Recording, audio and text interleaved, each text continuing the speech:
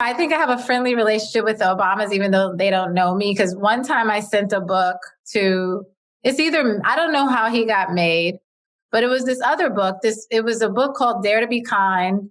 And I don't know, I think I just sent it to Michelle for some reason. And then I get a letter back from her with a blurb. I didn't even ask for a letter. Gorgeous. I'm so excited to jump into today's amazing Divine Living podcast episode with you. But first, I want to invite you to a very special free 5-day virtual event that is all about uncovering your next level calling. I know that so many of us are just like swimming around in the circles in our head and just curious about like, what am I doing with my life? What am I meant for? Like, I'm bored with stuff that's like been same old, same old. So all this, if you're ready for a super big breakthrough, April 12th through 16th, I'm hosting this free, totally gorgeous, feminine online retreat. Come join us. It's divineliving.com/next level. We'll get you in and get you all the details. divineliving.com/next level. And I'm just going to be pouring into you Monday through Friday. I know my own personal journey has been so much about completing, endings, end of era, getting ready for the next level and what that is. And so I'm going to share with you what I've been going through and really support you in getting clear and confident and actually excited about your next level calling. So come join us, divineliving.com/next level. And now enjoy today's episode. Queens. This is the original queen that you get to hear from today, that you get to get the inside scoop. I don't know how many of you know this story, but when I was just obsessed with getting a book deal from, a top New York City publisher, I was so excited that my agent got me 7 meetings that I was going to go through town and meet all these top-notch publishers. And I walk into my first meeting. Of course, I was nervous. And then I saw her. I just knew this queen was going to be my editor. And I kept quiet. We had this meeting. I totally felt this amazing connection. I walked out, said to my agent, she's the one. And she's like, Gina, you got 6 other meetings. You need to keep an open mind. I said, I know, I've gut instinct. She's the one. So everyone, you get to meet Krishan Trotman today, the editor of the Audacity to Be Queen. She's much more than that. The reason why the book is out in the world, but this woman is just such a superstar in her own right. She spends a lot of time behind the scenes, and I wanted to bring her out center stage today because who this woman is, what she has done, and what she is doing, the world needs to know about. So Krishan, welcome to the show. Thank you so much. And I just feel so, I'm always inspired by you, but even what you just said about putting myself further out into the world, that's just been really part of my motivation over the last 6 months.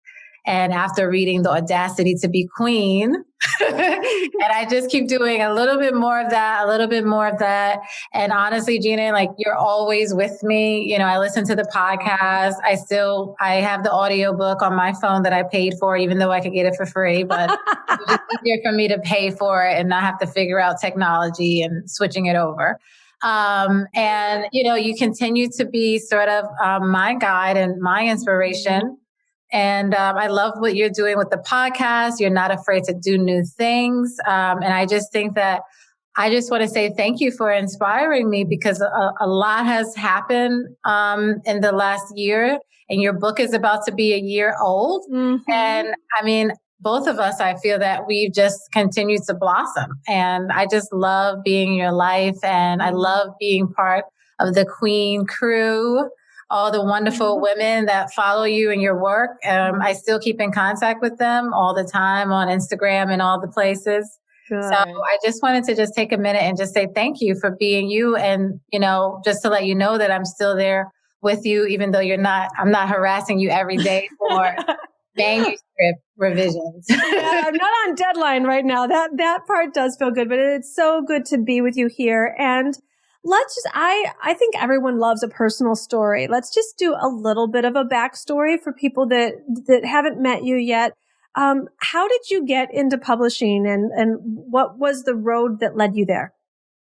where should I begin? So I was an English student, an English major at a City College of New York. And I did not want to be a teacher, and I did not want to be a lawyer.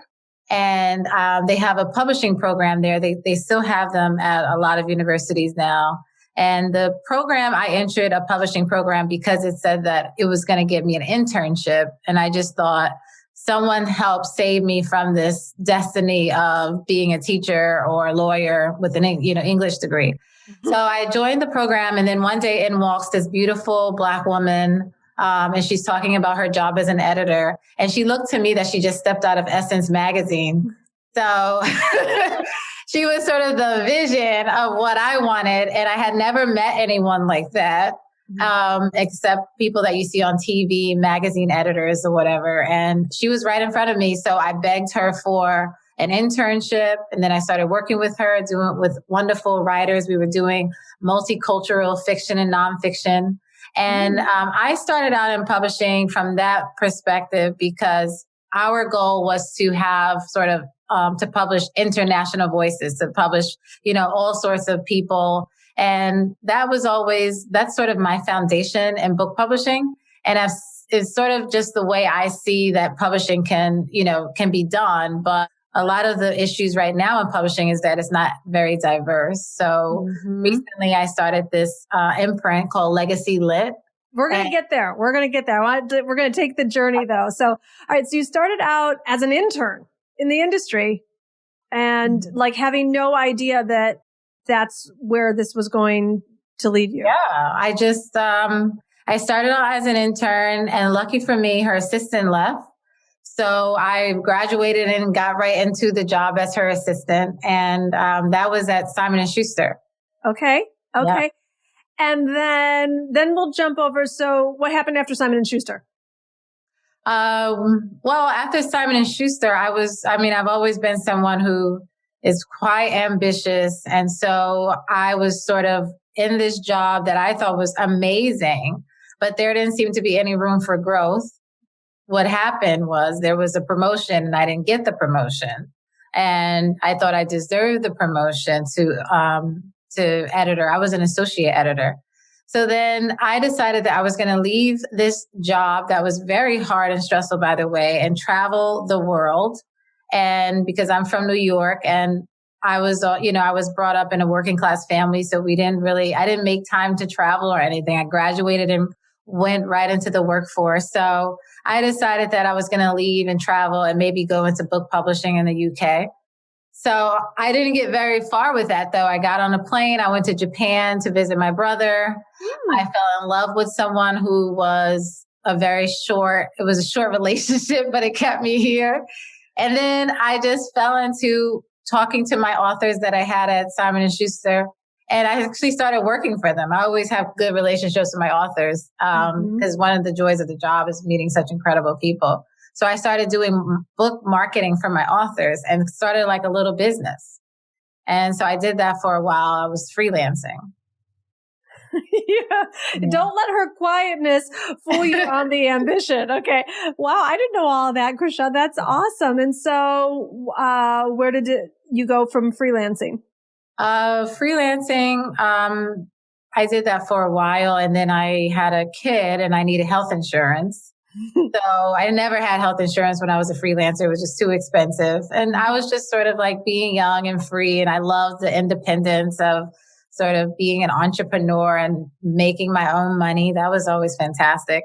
And then, so I had Blue, my little blueberry, and I went to work for a small imprint, which was really crazy. Not that all small publishing houses are crazy, but this one was, and I was publishing about 30 books a season. It's natural for an editor to have like 10 or 12 books, maybe a season, but I had like 30. So I call those years the dark years.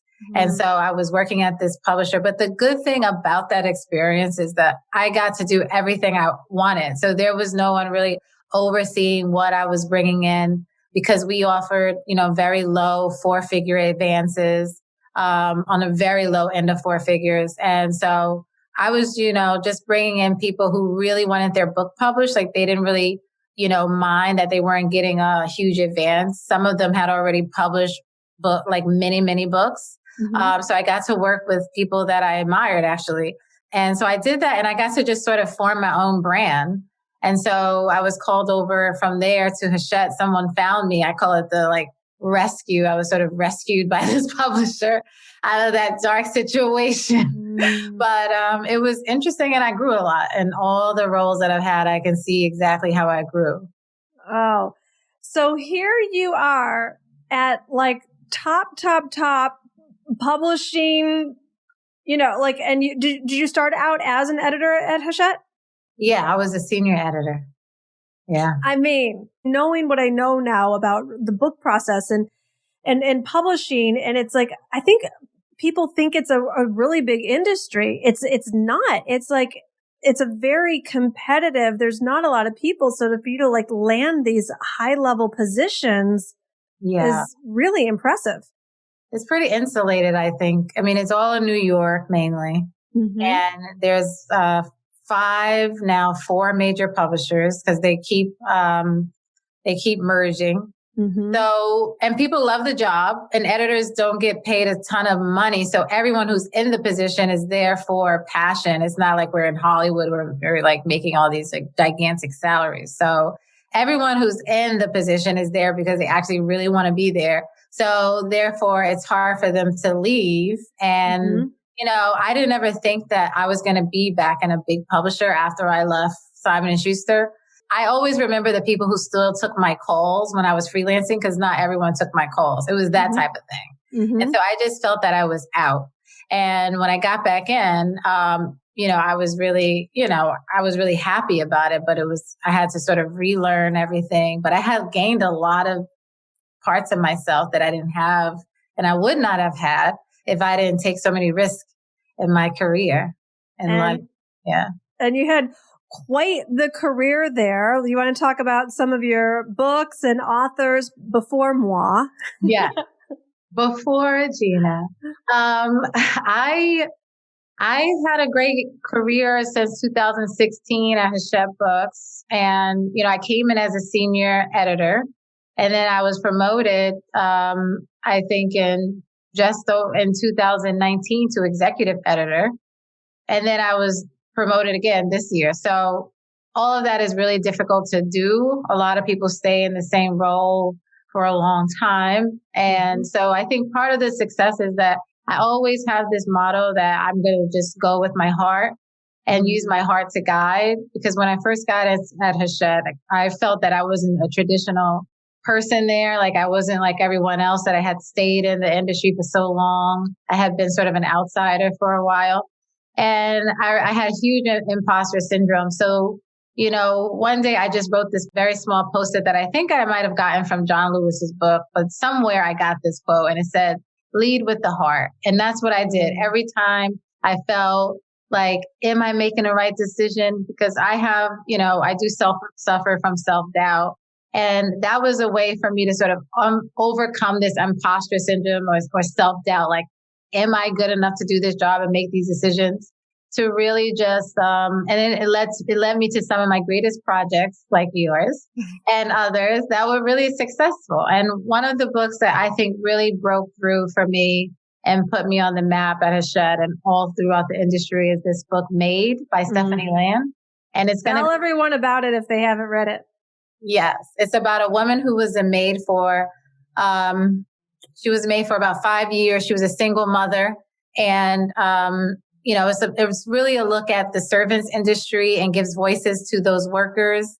And it's a look at those who live beneath the poverty line.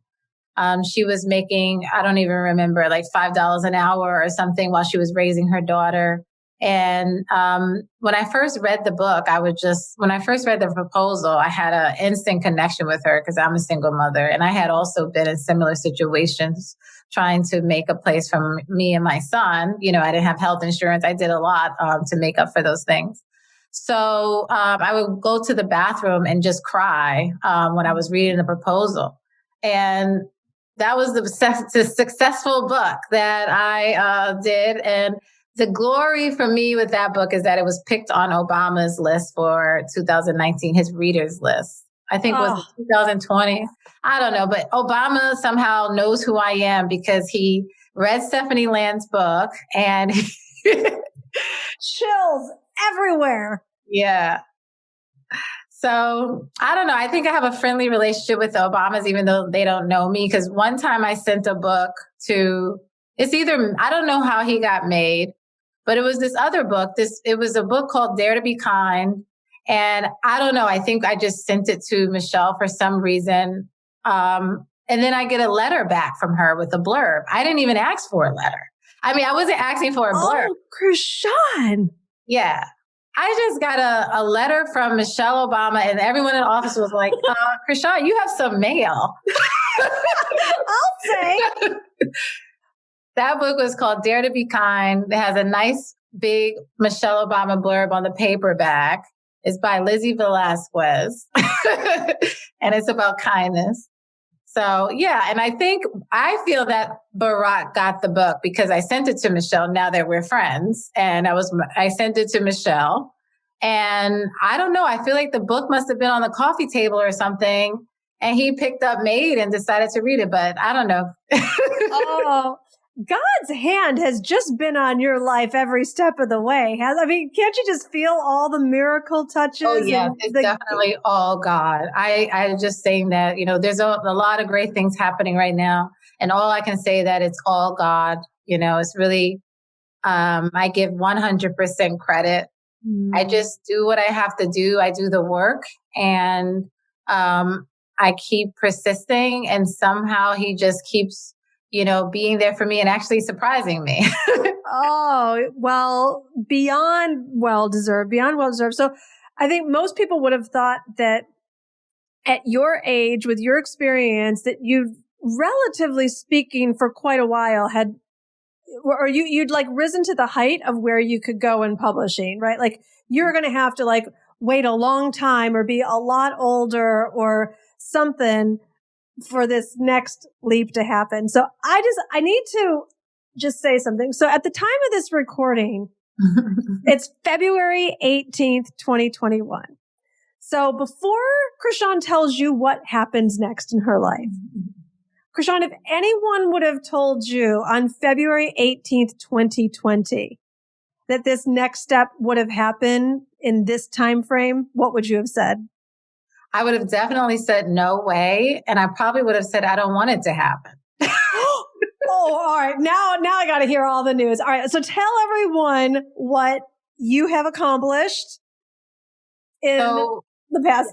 So the thing is in book publishing, we all at the publishing houses, we all have, it's like one big house and there's different rooms. So the imprints are the different rooms. And that's why you have 5. That's why you're able to have 4 major publishers, but there's different kinds of publishers because there's so many rooms in the house. Just wanted to explain that. Mm-hmm. And so what I did, there was a huge movement after George Floyd of, a huge movement in publishing that there was a lack of diversity and authors and consumers and everyone and employees at these publishers were really upset.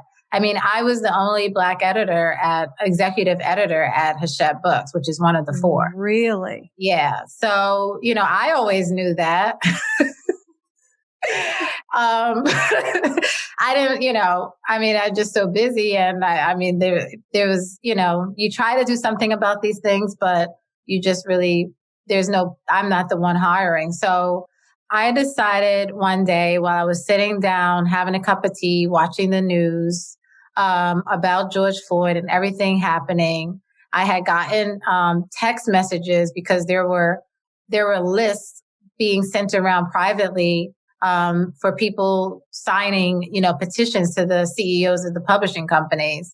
So there was just a lot of tension and everything. So one day I was sitting there having a cup of tea on a Sunday and I decided that, I have to do something about it because on Monday, or it could have been a Saturday, but on Monday, what was going to happen was there was going to be a conversation that I've heard before, which is what can we do about diversity? And there was going to be a conversation and then there could have been many conversations. And then to me, from my experience, the conversation was going to disappear. So I was like, what can I do? Because I am someone who likes tangible, practical, follow-ups. I'm a Taurus. Mm-hmm. So I was like, what can happen that is going to make me feel good? So I created a proposal that day. I just went out onto my little terrace. I have a little terrace. I just sat in my little chair with the tea. I moved from the television and I got into action. And I just pulled out my laptop and started writing a proposal for an imprint that I thought would serve BIPOC authors and also serve publishing in general by just being sort of the real look for what publishing should look like. So Legacy Lit is the name, and I named it Legacy because I wanted to have a legacy. And I wanted to represent a new legacy in book publishing where we could publish all people equally and with equity.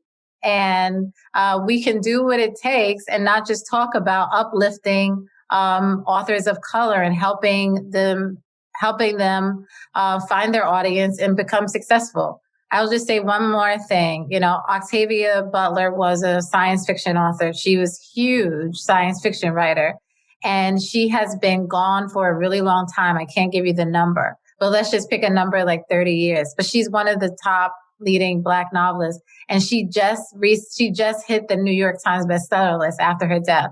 And some of that is because of, happenstance, but a lot of it is because there just wasn't space to uplift, BIPOC authors. So that's where I'm at. I feel like I am watching in real time and listening in modern times to the most epic for such a time as this story playing out in your life. Yeah. That, of course it had to be you. For such a time as this, you have been in the position that you were in for you then to be able to go but what courage to act on it. Did you have fear? Did you have any I didn't have fear. I think it's because it's not like I'm fearless, but I have been through it. I've just been through a lot and I've survived a lot and I've seen myself reach success and I've seen myself fail and get back up. So when it comes to those things, now I'm sort of already equipped with this armor and this jacket that I don't feel fear at all. And I was ready for rejection. If they would have rejected it, I would not have been mad. I was just taking it one step at a time. And I think that, when you have something that you want to do, my thing is always like, how can we get to the next step? And even when we edit and stuff like that, it was always, Gina, okay, so let's just concentrate on what's happening in this chapter. So the same thing for my life. I just try to concentrate on what's happening in this moment right now and what can get us to the next step. And if it doesn't go right, we will just, rewind and, think again. But I was doing what I had to do at that moment and seeing where it took me. And I knew that I had to be incredibly honest and very bold about it. So everything that I wanted in my proposal, I got, to the point that, darn it, I'm like, darn it, I should have asked for more. Oh, I love it. So you didn't have fear, but you knew it was a risk because you weren't like certain it was going to happen. No, I knew it was a risk because it's out of my place. Like no editor does this. I'm sure there are editors who get imprints because they ask for it. I'm not saying that, but someone in my position, I don't think it's just thought of that I would even ask for something like this. And, I asked for it because I knew that I could handle it, but I don't think maybe other people in my position would think that they even should ask for it. It's sort of like, you think that you've reached the top of your career, but you haven't. There's always room for growth. And I just think you have to see that in yourself. No one else is going to see it for you because there's a lot of executive editors in this business, but are they asking for imprints? No, I don't think that they need to. But I just think that I acknowledge that it was courageous. And it was even out of my element. That's why I attribute all to God and just going with the Spirit. I was led by the Spirit and I acted on it right away. Everything felt good and easy. I had read your book, so I knew that I should feel good about it. So I just sat down in a very comfortable place. I enjoyed the afternoon and I wrote this proposal. It wasn't like it didn't feel like another task I had to do. It felt very enjoyable and I felt really secure when I pushed it forward. And I hear a boldness in you also. Did it feel bold to do this? It felt bold because I'm not used to, I am sort of I have a mouth on me and I do, as you know, very straightforward and everything in this little quiet way. But I did feel bold. I felt bold because I just had to speak on behalf of my community and I had never done that before. So, I published books by people of color about subjects like race and different parts of our identities, but I had never spoken from a personal place about it. And I knew that's what it was going to take. And I knew that, and as I started doing it, I realized that I'm probably the best person that God put in for this position, because I just had a different way that I could speak about it. One, I had already achieved the track record at Hachette for being successful. And also I knew what they needed to hear. I knew the whys. I knew the industry. I knew the company. So it all made sense. And I think everything I was doing, I could never have known that it was setting me up for this, but that's what it was. Oh, so there's so many women in a lot of pain right now that with everything that's gone on over the past year, so much loss, so much disruption, so much change, so much at a standstill, so much uncertainty. And I think that I know there's so many people grappling with like, what is this about? Like, I'm wasting my life away right now, or like nothing's happening, nothing's moving, nothing's changing. I don't see anything good around the corner. What advice do you have for them for this season that they're in? I think that, this is a tough season for me too. Even just starting a job in this way is weird. I can't connect with people. I'm sort of a one-on-one, especially connector. And I would just say that, you have to sort of look to beyond what's in front of you. Right now, a lot of us are trapped in our apartments and our houses with our kids. We're living these sort of double lives, trying to work, trying to manage our relationships as wives and everything. But I think you have to still see yourself beyond what's around you and really nurture and take care of that.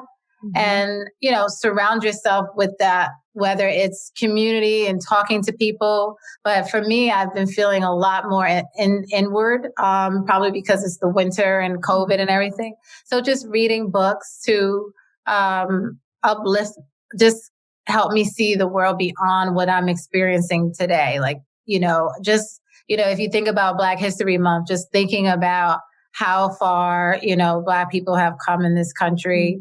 From being sporty as slaves and then doing some of the most incredible things, like what I get to do, just like lead an imprint. So, I just try to think about myself and everybody around me in a different way and understand that I have been put here for a divine opportunity.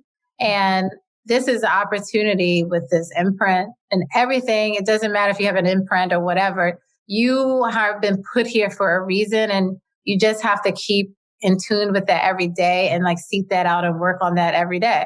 And I think about you all the time, Gina, because listening to the audiobook again about all the different careers that you've had and how much you could have just locked into that one, one of them, in one sort of category, whether it's politics or psychology, but you created a whole new category for yourself. And that's where you shine in.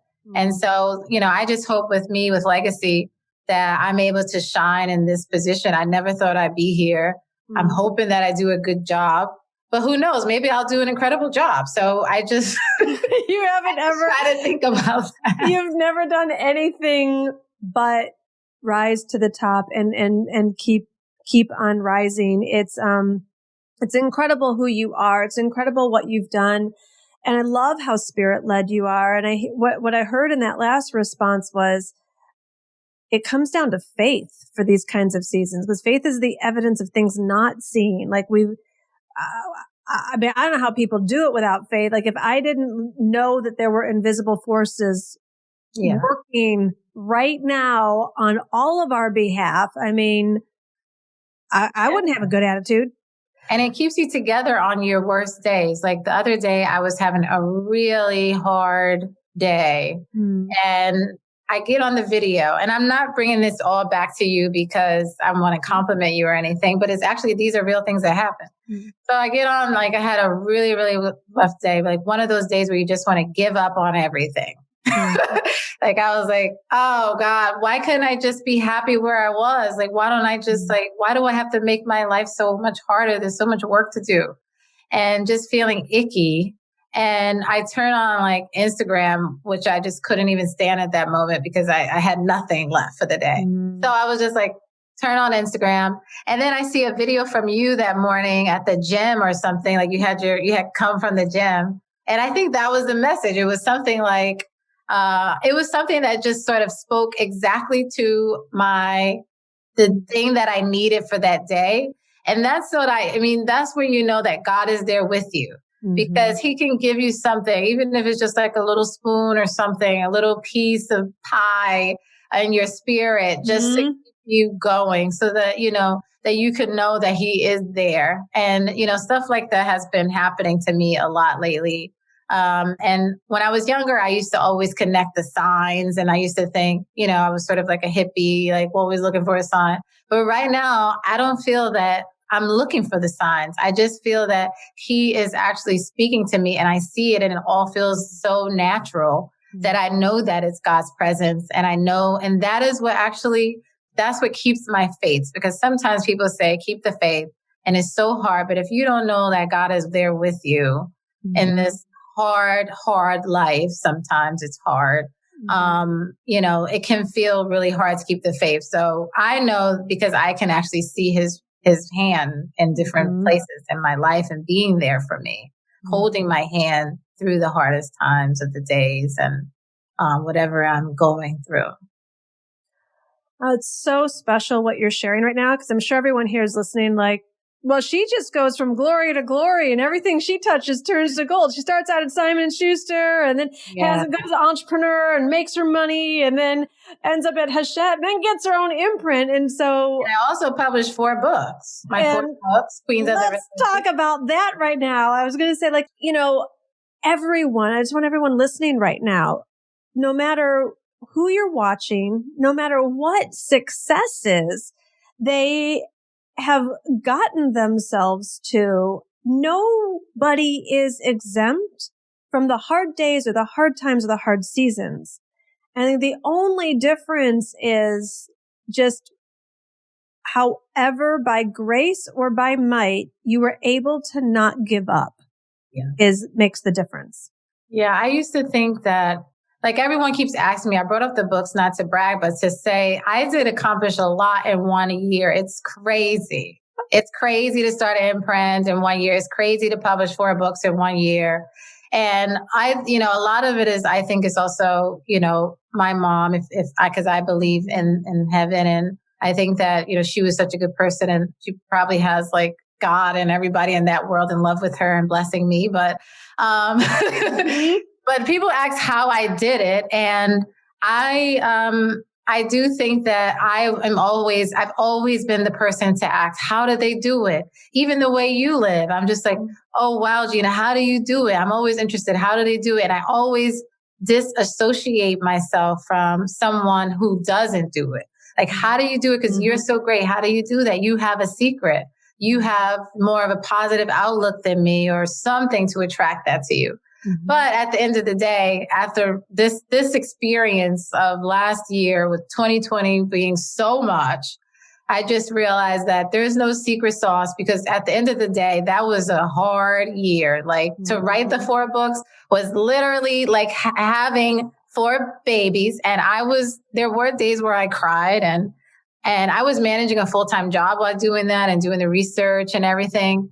So it was hard. It was, having the conversations and negotiating Legacy Lit was hard. And, starting this thing on day one is hard. And, that's why I love your book, because the Audacity to be Queen, for me, it teaches me how to sort of take care of myself and feel that not that I deserve anything, but I am all of the other beautiful things as well. It's not just about my accomplishments, but it's about who I am on a daily basis. And I think that really helps. Like, just knowing that there's nothing to be there's no secret sauce to accomplish your dreams. I think you just have to believe and have faith, like how the spirit led you to me. I feel that way about a lot of my authors. As soon as I saw you or I had this proposal, I knew that this was me and it landed on my desk. So, I think you just have to keep going and just understanding that there is a divine plan. And the fun part can be that you just don't even know what's going to happen next. Yes. So, well, and speaking of overcoming and not giving up and keeping the faith, shall we talk about your books and who they're about? Oh, yes. So the Queens of the Resistance series are about 4 women in Congress: Elizabeth Warren, AOC, Nancy Pelosi, and Maxine Waters. And as you can still see, and their legacies are really important to me. And I published the books because I think that it's really important to uplift women in these certain spaces. And these are 4 women that I identified as women of all different backgrounds who are doing amazing work, but also show really strong leadership. And I think as women, we're always afraid to, we're not always, not all of us, but a lot of us are afraid to lead. And they lead in all very different ways. And it's just great and effective. They all started from different places. Like Maxine Waters, she was on like public assistance for a little while and a single mother. And now she's the head of the banking committee. I mean, it's just, you just never know. But all of them have the same story in terms of they were led through their passion and just taking it one step at a time. And they were just sort of led and guided into the positions that they are in now. Yeah. Do they know about the books? I've tried to tell them, but they're very busy. So they haven't, they haven't sort of, taken it on themselves. And I think because of the positions they are in, that also is, politics. That's a big thing. Sure. Well, I'm sure they will be very honored when that news does get to them. Yeah. So before we close, Krishan, I know there's so many women listening that they have their own dreams, but very specifically have the dream of being a published author or, getting in with a big publisher. And maybe they're either afraid to start because they think, how am I ever going to fit in or be noticed? Or maybe they've sent in like 200 pitches and gotten 200 rejections. For all of the important voices out there with a story that hasn't necessarily had all the shiny doors fling open for them, what advice do you have for them in the publishing industry? My advice is I could give tons, but, find the people that you connect with, like, with Wendy, you have a real connection with your agent and your editor. Find people that you actually connect with. And then when you find them, I think really try to listen to their guidance. I just think that a lot of writers or people with book ideas, they get very locked into their ideas. And I think in general, writers and artists are always worried about someone, recreating their brand or, doing something to sort of sabotage their work. But I think that happens to people a lot of times who attract that. And if you attract collaboration, you could actually come out with a better product. So I think be open to meet the right people and then be open to what they have to say in terms of the book concept. And Such great advice. I know for some of my students, we're going to be doing a publishing masterclass soon with you and my agent. Wendy, who she's referring to. So we'll get more into it. But for those of you who are just listening to the podcast, it's exactly what happened for me. I shopped this. I tried to get a number of different agents, and they're excellent and have excellent reputations in the industry, but they weren't the one for me. And then when I met my agent, she loved the concept, but she was like, there's no way I can put this in front of anyone until you change a whole bunch of stuff, basically. So, in some ways I had to go back to the drawing board again. So don't think that, it doesn't have to be an excruciating road, but it's not just instantaneous. I had to redo the book proposal after I'd spent 6 months on it or whatever, and then wait for the right timing for the book to be shopped. So, and back to, I think one of our themes today is, and I didn't give up, like keep focused on your dream, keep focused on something bigger than you.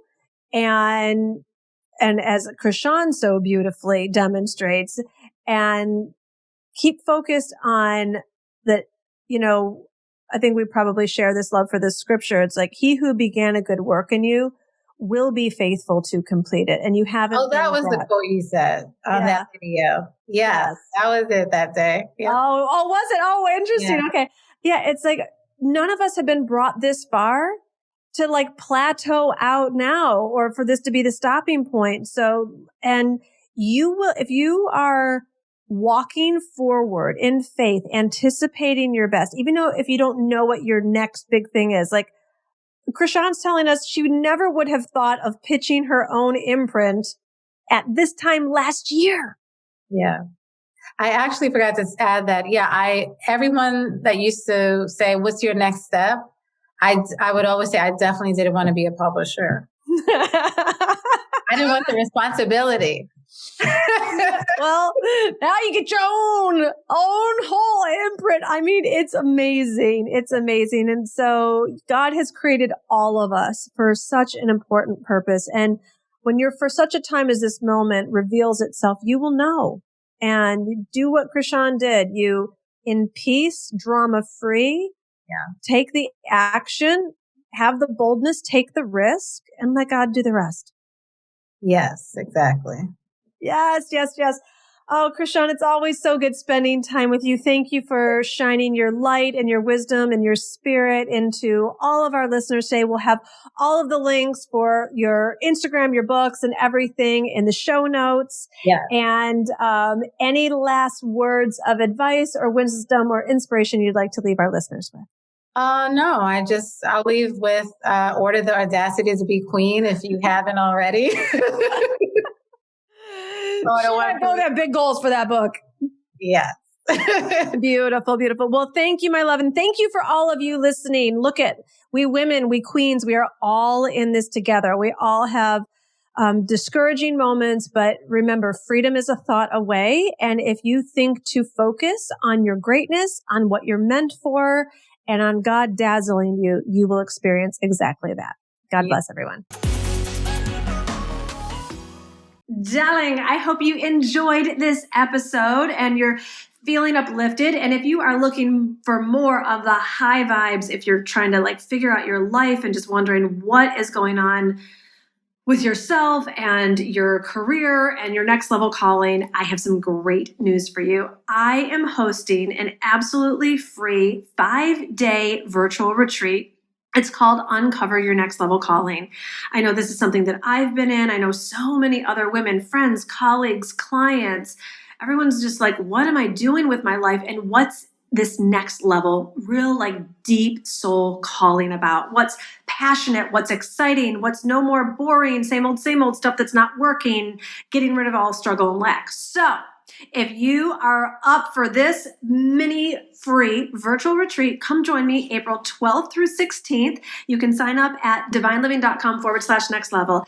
I'm going to be pouring into you every single day that week. And you are not going to be the same person, the same woman on Monday, April 12th that you are on Friday, April 16th. This is all about helping you get clear and confident and just totally out of the box about what else is actually possible for you.